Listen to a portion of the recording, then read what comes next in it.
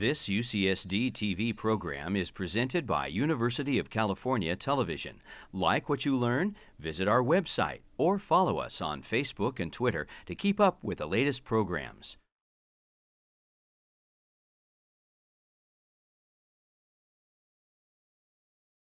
The Sam and Rose Stein Institute for Research on Aging is committed to advancing lifelong health and well-being through research, professional training, patient care, and community service.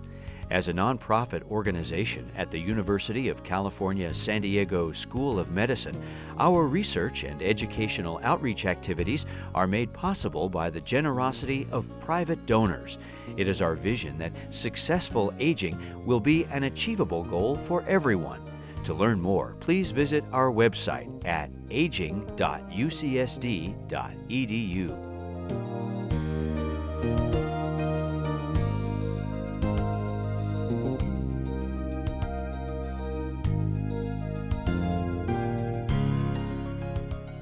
Good evening, everyone, and welcome to the UC San Diego Center for Healthy Aging's Roehr Memorial Lecture, The Science of Laughter and Chocolate. I see a lot of excited people already. Wow. I think everybody in this audience likes to laugh and likes to eat chocolate, so we're all in some great company. For those of you I haven't had the chance to meet yet, my name is Danielle Glorioso, and I'm the Executive Director of the Center for Healthy Aging.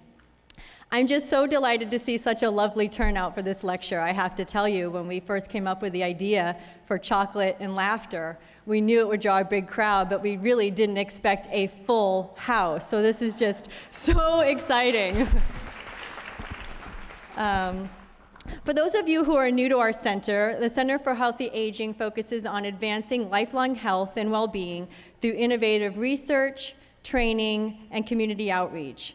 Our center expands upon the work of the Stein Institute and serves as an umbrella organization for all aging-related work here at UC San Diego. And our focus extends beyond medical research to address major challenges facing our society as we prepare to accommodate for a rapidly expanding demographic of older adults in areas such as technology, housing, finance, transportation, and urban planning. The work that we do is supported entirely through donations, so I'd like to take a moment to thank each and every one of you who have supported us throughout the years. We would not be forging exciting new advances in aging without all of your support, so thank you so very much. If you have interest in supporting our work or learning more about the work that we do, you can find out more about us and watch past lectures at aging.ucsd.edu. Our lecture tonight is very special to us. It was dedicated to the Frank, Benedict, and Kathy Roehr family. This endowed lecture series was the inspiration of Suzanne Angelucci, their daughter, to honor her parents, and is intended to support public education by funding lectures in the areas of humor and positive attitudes towards life and strong social support system. It was always her belief that a strong sense of humor could enhance longevity. And I think after you see this lecture tonight, I think we'll learn a little bit about that ourselves. So please join me in thanking Suzanne and her wonderful family for their generous support and for being the visionary behind this exciting lecture tonight.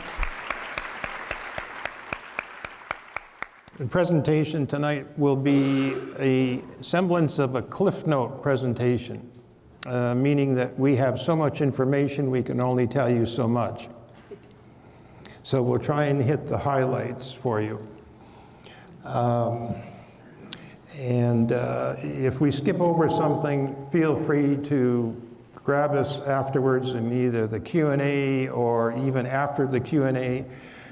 We brought our tents so that we'll stay tonight and we can talk about it. So let's get started. I'm going to carry you on several different journeys. Some will be philosophical, some are very real. The information that we're going to convey tonight is as new as a paper we presented at the Federation meetings in San Diego here several weeks ago. That's how new some of this information is. The first introduction of the chocolate information was presented in Chicago last October.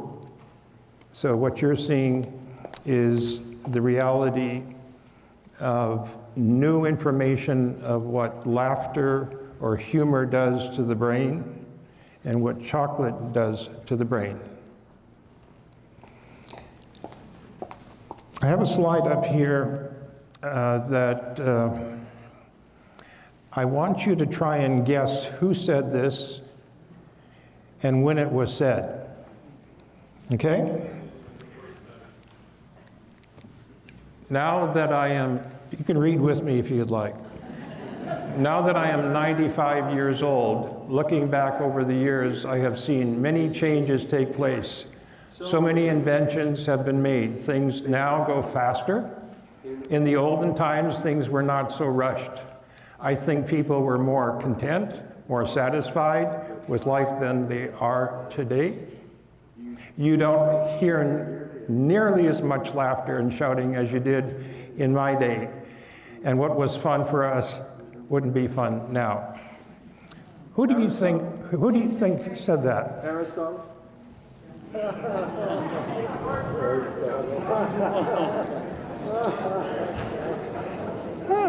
That's close. What year do you think that quote was made?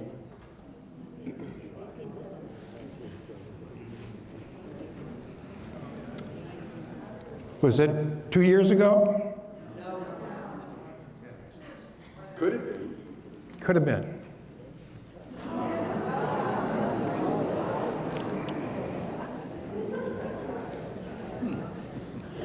Grandma Moses. Remember her? Painting? How true it is today.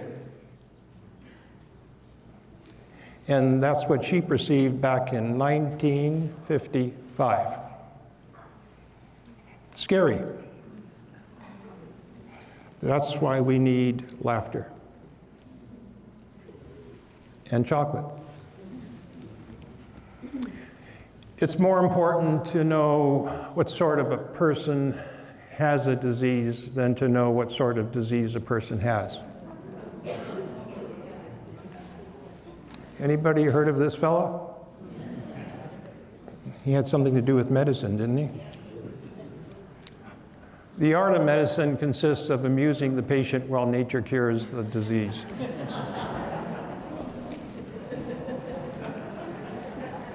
Think about it.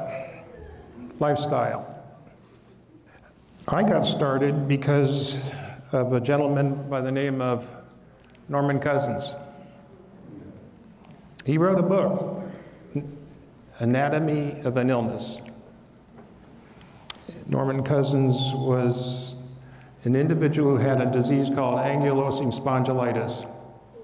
He was ill because of the autoimmune disease issue. And Norman said, if stress made me sick, then maybe happiness or laughter could help me get well. And as the story goes, Norman wrote a book called Anatomy of an Illness from a patient's perspective. And he revolutionized medicine because he was the person responsible for opening the door for mind-body medicine. It wasn't a clinician, it wasn't us, it was Norman Cousins. He initially helped fund our research in the early 1980s. That's how we got started looking at laughter. So we're going to take a journey here. Yes, we're serious about happiness and laughter, an oxymoron. I'm serious about happiness.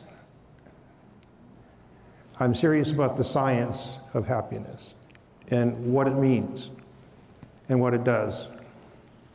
Be the reason someone smiles today.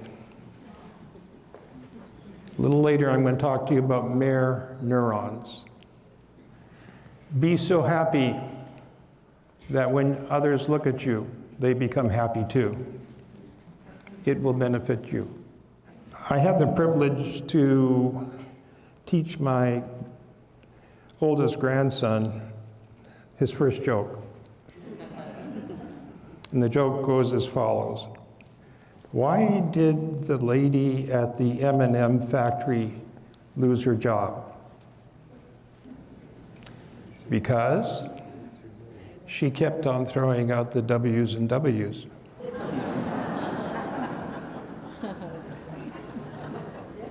Some of you will get it in a minute. It takes a while. But he got it. He understood the incongruity and the humor. Oh, by the way, babies 3 to 4 months of age, can they talk? But they can laugh. Think about it. For every minute you are angry, you lose 60 seconds of happiness.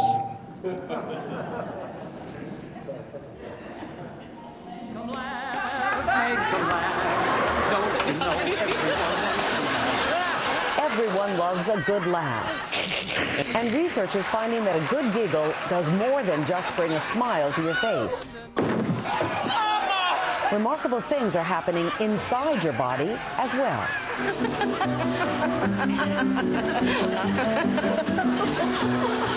We now have the evidence that we literally not only decrease the detrimental stress hormones, but we increase good neuropeptides called endorphins. In short, that's a good thing, reducing stress and improving heart health. Dr. Lee Berk examines the body's response to laughter. His findings should be taken to heart. Frequent laughter has been found to improve circulation, lower blood pressure, even help prevent cardiovascular disease. And while a good chuckle will never come in a bottle, Berk believes a prescription of daily silliness is just what the doctor ordered. 3 to 4 or 5 times a day is not unreasonable. It certainly is less taxing than exercise.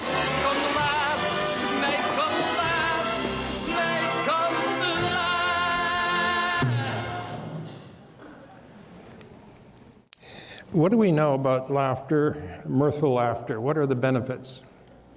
There's a fair amount of literature.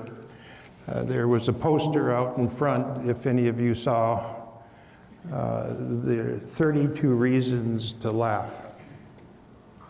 And then there was a second poster, the second 32 reasons to laugh. I used that poster when I was invited to speak at National Institutes of Health because I was fearful I would be eaten alive by the brilliant scientists at National Institutes of Health. So I created this poster from references from PubMed, because I knew the building that I was going to be speaking at was right next door to National Library of Medicine. So when I started speaking, I asked the audience, the brilliant scientists at National Institutes of Health, how many are familiar with the literature on laughter, the benefits of laughter? How many hands do you think went up? 5. Less. So I pulled out this poster and I said, do you realize right next door, here are 32 reasons that are PubMed referenced, peer-reviewed literature, that are reasons to laugh and the benefits. From there on, they listened.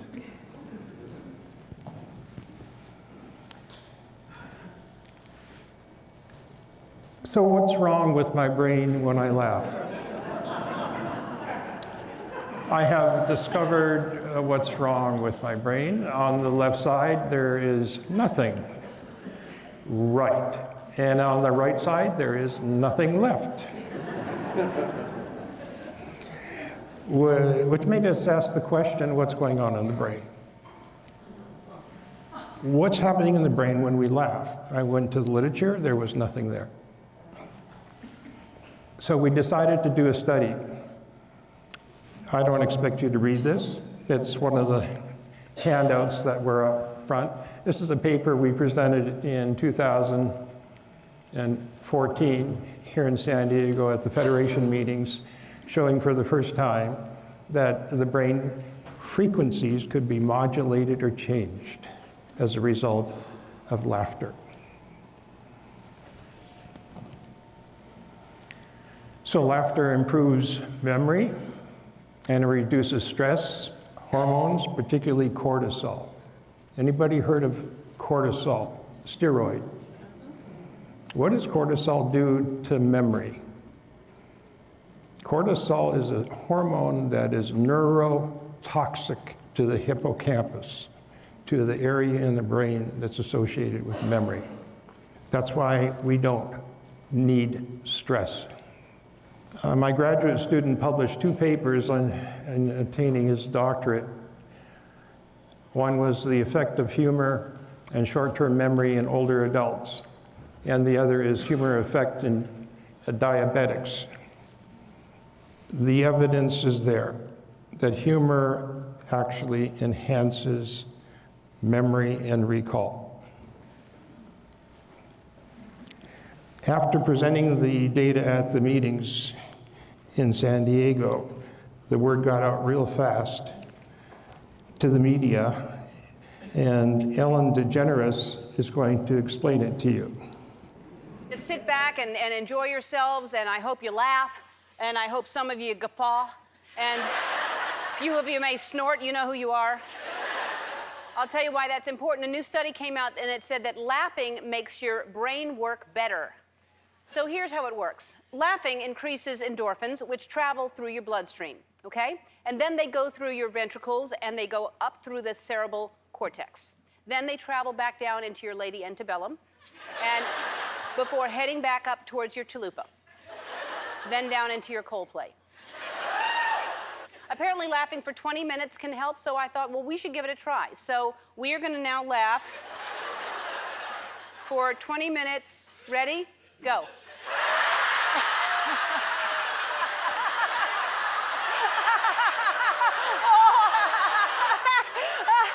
Okay, that's too long.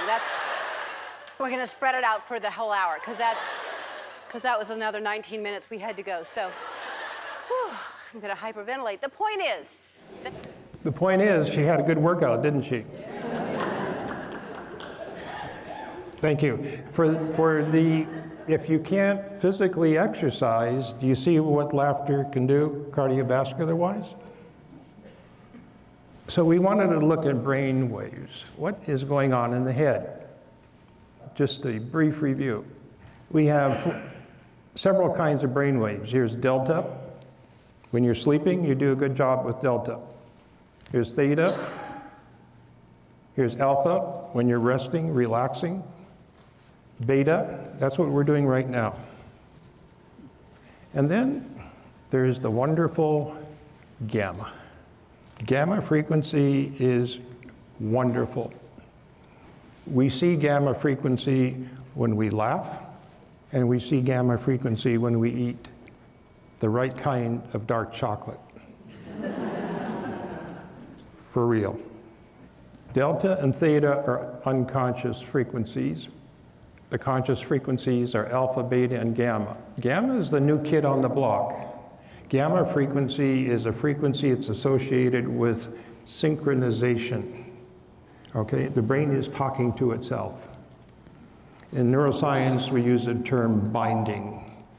Binding, there's communication. So where we lose it, or are starting to lose it with aging, gamma frequency helps out with binding.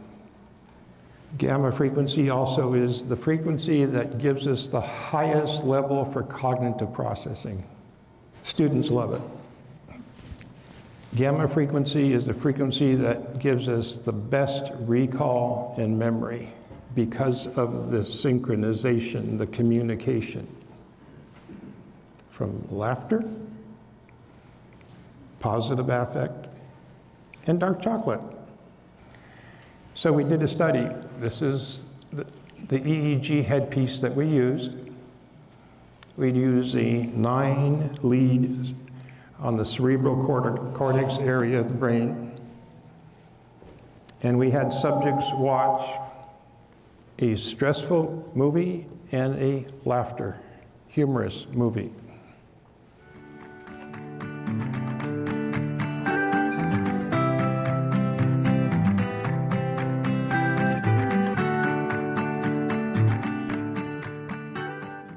We've all heard the phrase, laughter is the best medicine, but today there are researchers working to prove it. Is it gonna hurt? No, it doesn't hurt at all. You're just receiving signal from your brain, but you're not feeling anything. Dr. Lee Berk studies the mind-body connection. He looks at how the brain, hormones, and immune system communicate with each other, and he's viewing it all through the lens of laughter. I'm serious about laughter in the sense that I want to show the validity of why it is beneficial for your health, for staying well, and maybe even helping you in recovery of disease.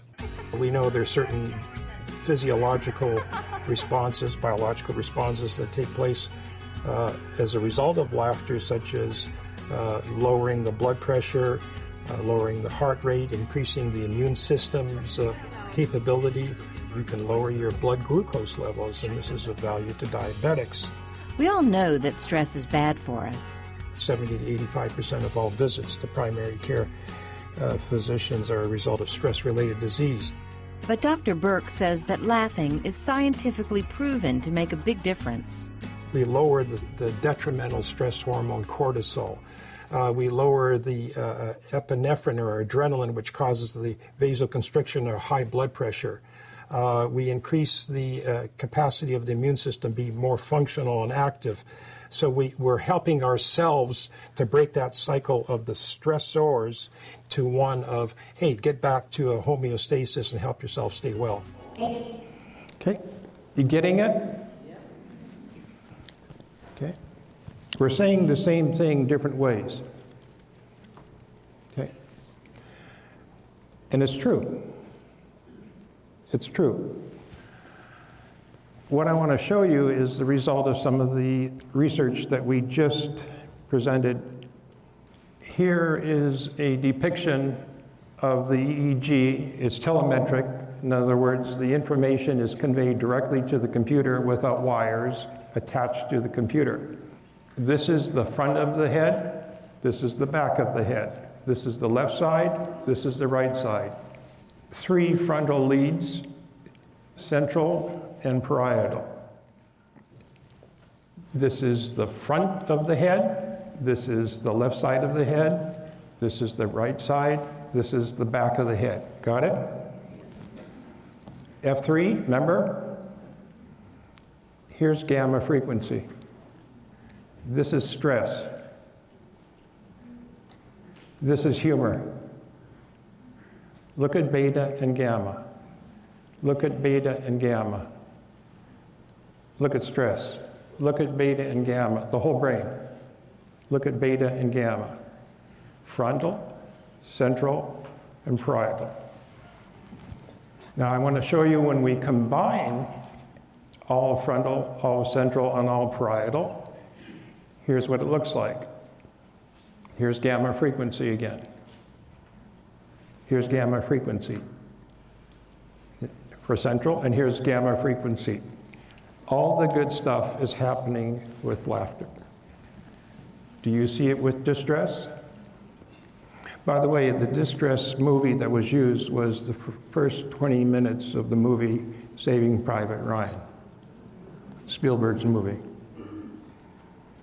And if you don't think that's distressing. The humor was self-selected. We had a list because humor for me is different than humor for you. I might like Laurel and Hardy or Ellen DeGeneres. You might like something else. So it's that which we like. It's that culture we grew up in. Here's another way to look at it. This is the comparison of stress and humor for gamma frequency. The greater the intensity of the frequency, the red, that means the gamma frequency is lighting up in the whole brain. Look at stress. Which one do you want? It's not even a question. So what's so special, again, about gamma frequency? Why should we seek after gamma frequency? Because of the binding of neurons, as I suggested and said earlier. Memory and recall is enhanced. Sensory awareness is enhanced. That's why food tastes better when you're laughing. It's real. It's associated with compassion? You mean the emotions are involved in this? You bet. Much research is needed to be done with empathy, altruism. It's the highest level for cognitive processing. In other words, being functionally cognitive. What does that say? Associated with antidepressive state. You got to be kidding. Same thing with dark chocolate. Okay, what else will increase gamma waveband activity? Anybody want to guess? Chocolate.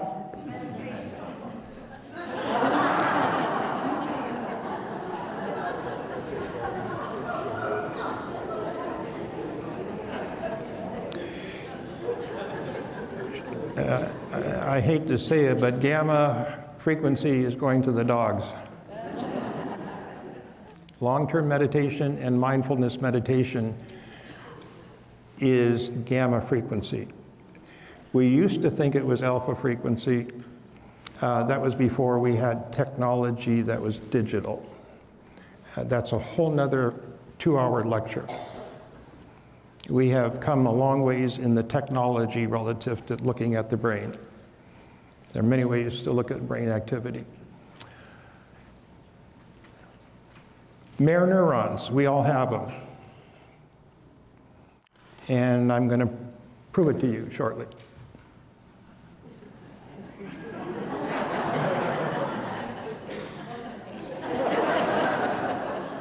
You see what's happening?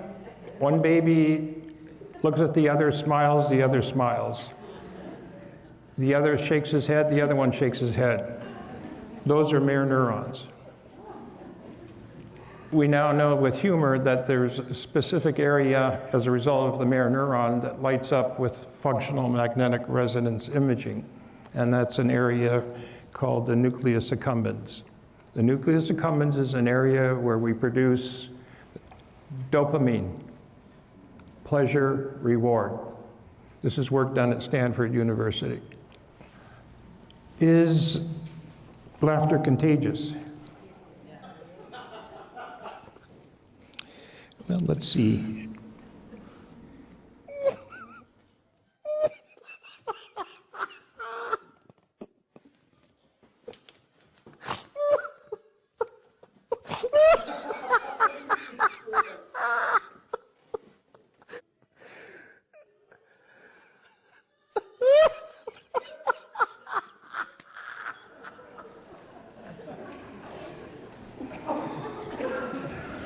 Okay, you just experienced mirror neurons. Stop trying to make everybody happy.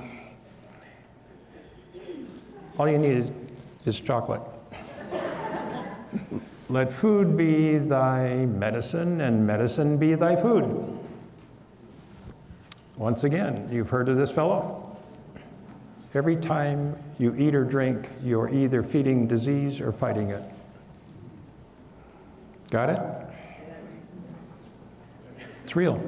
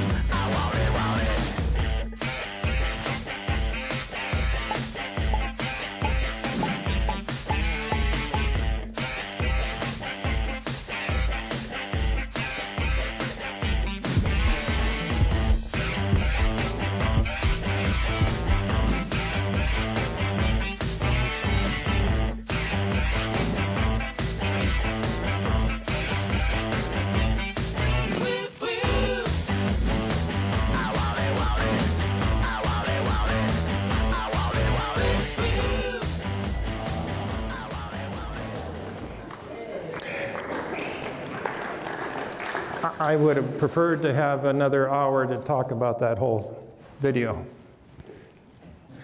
Antioxidants. Take a look. Antioxidants. Low, high concentration. Here's chocolate. Pretty high. Ryan will tell you a little bit in a few minutes the value of healthy chocolate. Not all chocolate is the same. Very significant study done, published in the Nature Neuroscience, where they literally showed that an area of the hippocampus that's used for memory is actually enhanced as a result of eating chocolate. Again, the consumption was 900 milligrams every day for 3 months. 900 milligrams is less than one little piece of the bar that you break off. One piece of the bar is 3 times as much as that. And yet with 900 milligrams, they saw significant differences relative to that specific area of the hippocampus. Another hour lecture. We actually, in deciding what chocolate to use, had the chocolate that we decided to use analyzed by Medallion Labs, which is run by General Mills. It's an FDA certified lab for nutritional assessment.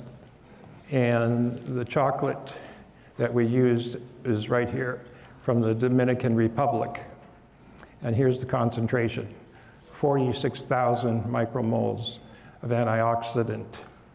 Here is your brain on chocolate. The heat maps for gamma frequency.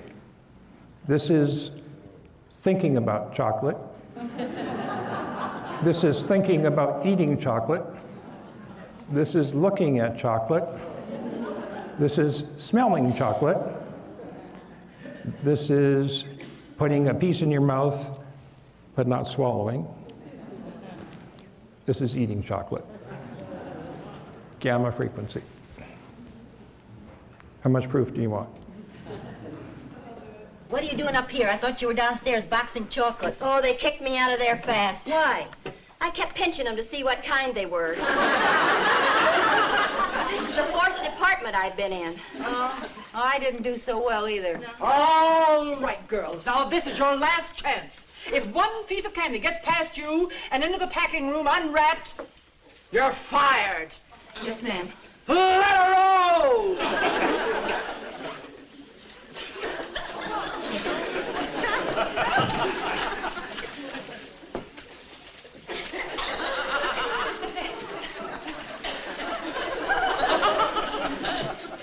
Oh, this is easier. Yeah, we can handle this okay.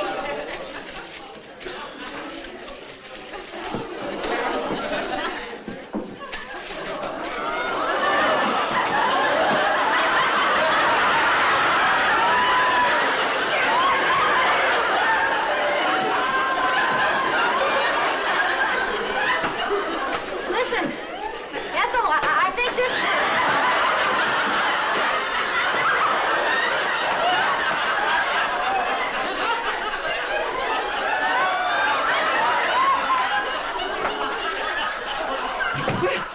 Fine, you're doing splendidly. Speed it up a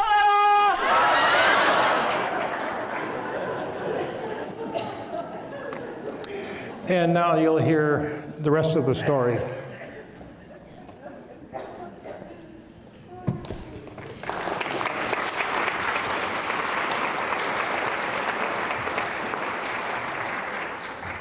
How's everybody doing today?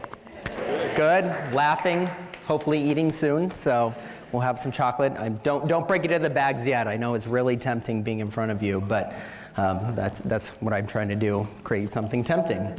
Like I said, I am presented. My name is Ryan Berk, and I own Parliament Chocolate and an ice cream company called All Minute Ice Cream. What is Parliament chocolate? We are called a bean-to-bar chocolate factory. What that means is we're actually taking that bean and going through the full chocolate making process and turning it into a chocolate bar or couverture chocolate, which is the big block chocolate, which is nice to chew on from time to time too. But so that bean to bar process, what that means is I'm actually taking chocolate from all around the world and trying to design it like a fine wine. So you can have, let's say, a Cabernet from France and a Cabernet from Northern California, and they taste completely different. So what I'm trying to do is take the terroirs and the genetics and based around that cacao and make fine chocolate out of it. So fine, amazing chocolate. What that means is I actually have to fly down to Central and South America, Southeast Asia, and meet with farmers on a regular basis. So once a quarter, I usually go somewhere around the world and actually source my own cacao. What that means is I'm practicing what's called direct trade. What is direct trade?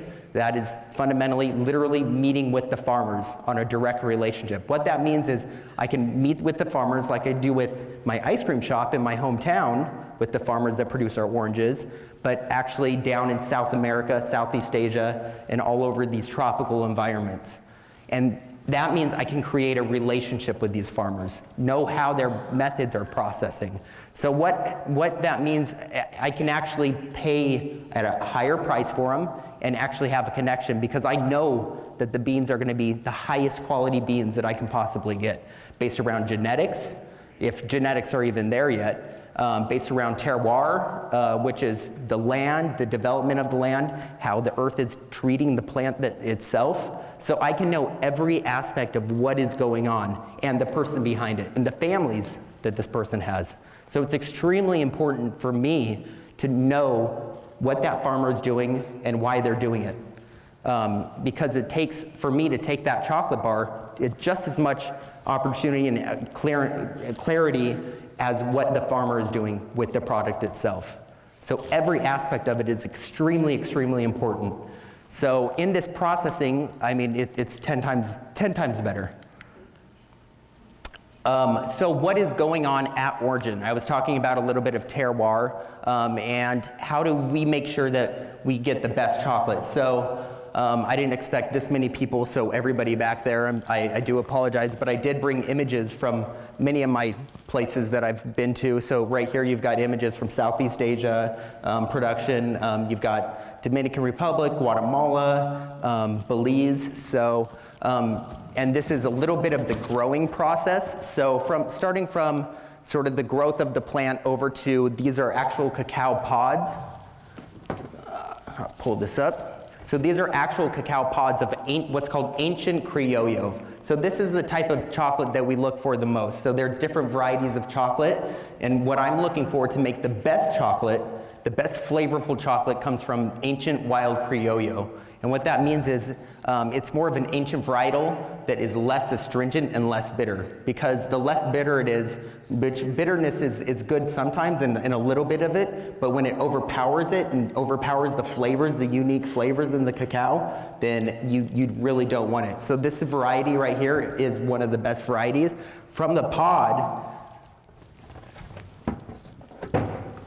because it is a tropical environment, harvest season usually varies all over the world. So it's nice because I can jump on a plane in December and you've got harvest season in December in one part of the world, where in another part of the world, July, you've got harvest season in a different time.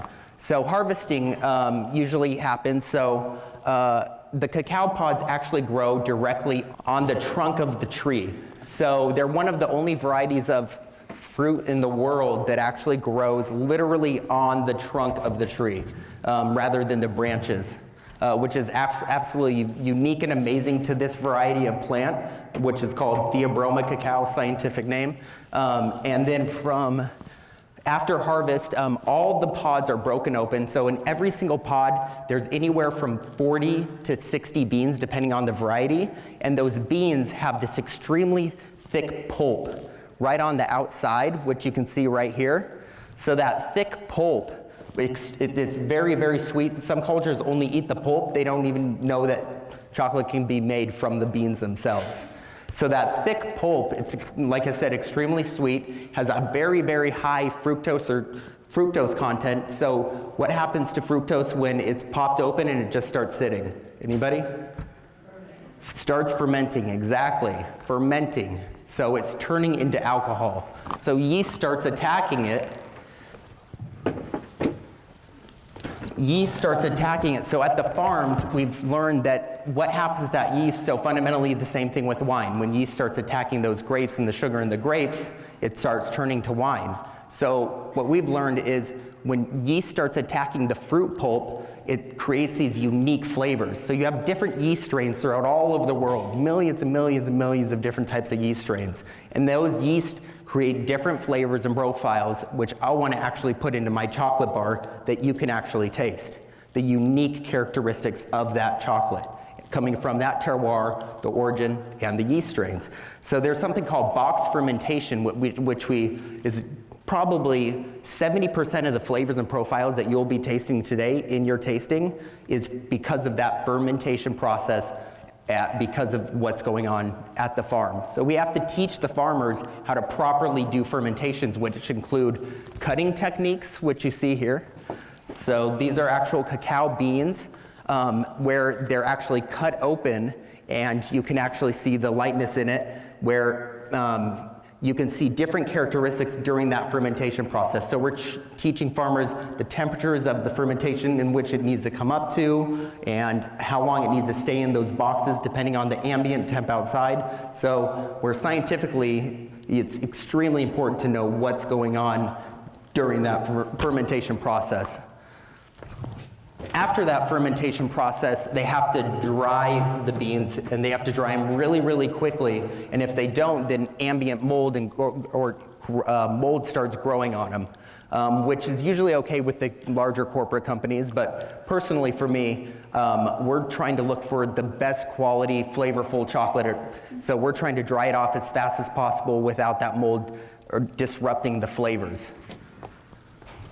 So that drying process usually lasts anywhere from 7 to 10 days. Of course, it's a tropical environment, so they have actual different types of ways where it isolates from all that rainfall because it rains all the time. All right.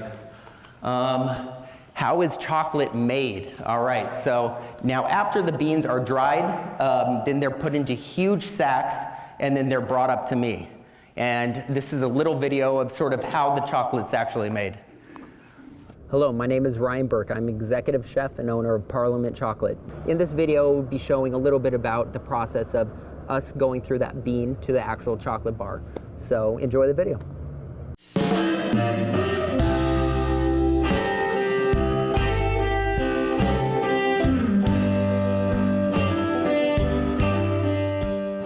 We have a direct relationships with the farmers. I work with farmers in Belize, Guatemala, Dominican Republic, and in this direct relationship, I can sort of spectate and monitor fermentation, growing process. So in turn, it creates a higher quality product for us and a much better quality chocolate bar for us.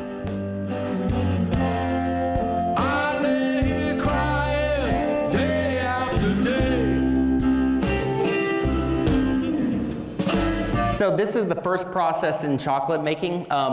When you saw me in that room, we're actually sorting the beans. So after the beans come back up to us, we actually have to sort every single bag that comes through for debris, for broken beans, for things that are going to roast unevenly, which you just saw right there. That's the roasting process. So it actually takes us one employee 8 hours a day to sort through one full bag of beans, which is about 120 pounds. So it's very, very, very labor intensive just in the sorting process. After it's sorted, we take it over to the roaster, and then this is what's called a drum roaster. This is also how they roast coffee beans. And so we roasted at a very light, delicate heat. What that means is we actually roast it so that those flavors, like I said, through that fermentation process, stay captured into the characteristic of the chocolate. So we roast it at a much lighter heat, where the larger companies, they just burn it throughout and just turn it into couverture chocolate. And then it spreads out to your larger chocolate bar companies. With a sleight of hand, a twist of fate. I lay here crying, thinking about all my mistakes. So this machine actually is called a cracker winnower. On the outside of every single bean there's a shell, and that shell needs to get pulled away from it. So it cracks the bean in parts, and then I'm sure all of you have heard of cocoa nibs. Very high in antioxidants at the rawest form, cocoa nibs. So these are roasted cocoa nibs, and we have to separate those shells, which we use the shells for mulch in other places around different farms and that kind of stuff. So we have to separate those shells and pull away the exact nib itself or the chocolate itself. Actually, one thing I wanted to add is we actually had to build this machine too, because we are such a small chocolate company. There really isn't that much chocolate equipment out there for small chocolate makers like myself. So I literally got together with electrical and mechanical engineers and designed this machine specifically to separating the shells out of these beans. I can see some light, but it all fades.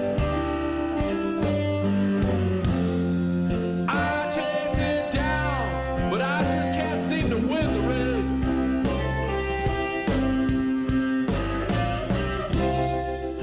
So during this process, it's called the melanging or refining process, and we're actually breaking down the particle size of the chocolate. So if we were to have the chocolate at the point where right after the nibs are broken down and we actually turn it into almost like a peanut butter consistency, it has a really gritty texture and it's very bitter and almost acidic. So this part that has big granite wheels and then a granite base, and it runs in this machine. If you've ever been to Ghirardelli's up in San Francisco, you would have seen a melanger, and it runs with these big granite wheels and softens it and breaks apart the particle size. So we're trying to break the particle down to about 20 microns. 1 micron is 1/1000th of a millimeter. So we're trying to break it down to where you can't feel any texture in your palate. And during this process, there's so much friction that the heat is brought up to about 140 Fahrenheit.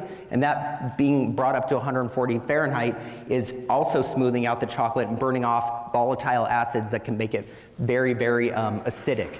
So all of these parts are extremely important. So ambient temperature, time of being in there, specific origin, all of these play into a different role.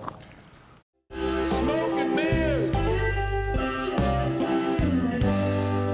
falling from grace. I don't know where to begin, lost in time and space.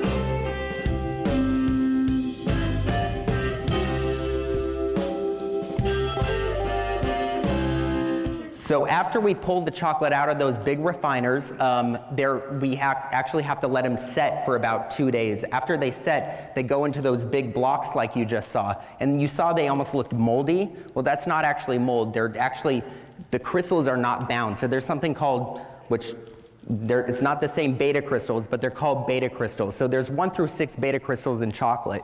And that 5th beta crystal is what we're trying to look for and reconnect it. So we're trying to connect it and do what's called tempering chocolate. So this is going from where I'm a chocolate maker to a chocolatier.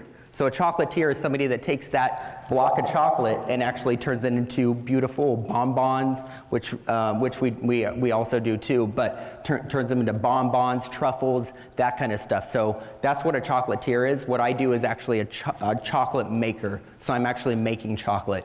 So like I said, what we're doing is actually tempering the chocolate, and that's what this machine up here does. It's actually tempering chocolate. So we're melting it down and to about 115, 120 Fahrenheit, and then cooling it down rapidly. And when we cool it down rapidly to a certain temperature, we're isolating those crystals, literally like a puzzle. And as soon as those crystals are isolated, then you've got that perfect shine. So you've seen those shiny chocolate bars, and then you've got a nice snap to it too. So you snap it, and it's got the beautiful sound. So that's what yeah.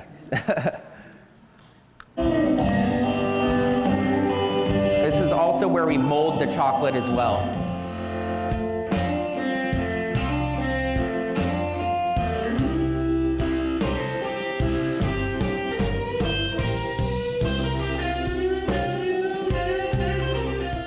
So we actually hand wrap every single bar. We don't have wrapping machines. So we actually hand wrap about 100 to 150 bars every single day. So this is a very hands-on process for us. I know there's new machines coming out to where we can actually pull away from all of that, but you know what, there's something about, like I said, the hands that touch your product and really connect with the product that I think is so beautiful about making chocolate. So to move on to next, labeling. So you saw that label at the end of our chocolate bar. We use an owl for every single chocolate bar. Parliament actually means a group of owls. So we designed the name Parliament Owl, so every single origin, whether it's Guatemala, Dominican Republic, we have a different type of owl designed for us from a local artist, and that artist designs the owl specific to that origin or the unique things that that person wears in that country. So we have these sort of unique characteristics to each chocolate bar. So labeling is very expensive for me as a small batch chocolate maker, and is very expensive for the producers that produce our chocolate that are only producing on I would say an acre to an acre and a half of land. Don't get me wrong, I think labeling is extremely important for large corporate companies in creating personability for what's going on down at the farms, but for me, I wanted to do something different than labeling. Instead of filling the back of my bar up with all these labels, what I ended up doing was I asked the farmer themselves to talk about what they saw in life and what they could see and move forward with in life. So here what it says is cacao is a valuable tradition that comes from our Mayan ancestors and has been passed down from generation to generation. Quechua families from the ecoregion of Lachua in Guatemala dedicate themselves to the cultivation of cacao to produce the highest quality product to better the economy of our families and helping at the same time to preserve the environment for our future generations. Hector A. Ruiz Chubb. And so that is one of the producers that actually produces chocolate for our Guatemalan chocolate bar. And I feel like this is truly reaching out and saying, this is what he's looking for in life. This is what him and his family and his ancestry are actually looking for in life. So that's why we sort of veered away from labeling and moved forward with this. All right, so what is the future of the food industry? You know what? I don't know. I mean, that's the truth. I don't know. I mean, I hope people sort of follow what I'm trying to take and saying, respect the product you eat, know the product you eat, know the person in the hands that actually produce your product, know the people behind it, because it's important. There are people behind that product. And I know my father had the whole laughter side of things, but I'm definitely the serious side of things. I mean, we have to know the product that we're working with and what we're eating to make the best and healthiest stuff you can eat. So this is where we are going around. Our chocolate is 70% cacao, and then the other percentage is 30% sugar. So, and like I said, I don't add soy lecithin or cocoa butter, and I don't like to dilute it. But again, sugar is a whole nother attribute. Where do you get your sugar from? Do you use bleached white cane sugar, or do you use an all-organic, actually respectable product, sugar? We actually are analyzing antioxidants with sugar right now as well. So fundamentally, that can be a whole another thing. And just as well as me wanting to know my cacao producer, I actually flew down and met to Brazil my sugar producer. So I know exactly, so I'm going to do a really quick explanation of why our sugar is so important. They actually are one of the only producers using mechanical methods and not actually slash and burn methods. They're not actually burning the whole entire production of their cane and then harvesting it, which most of the world does that for harvesting cane.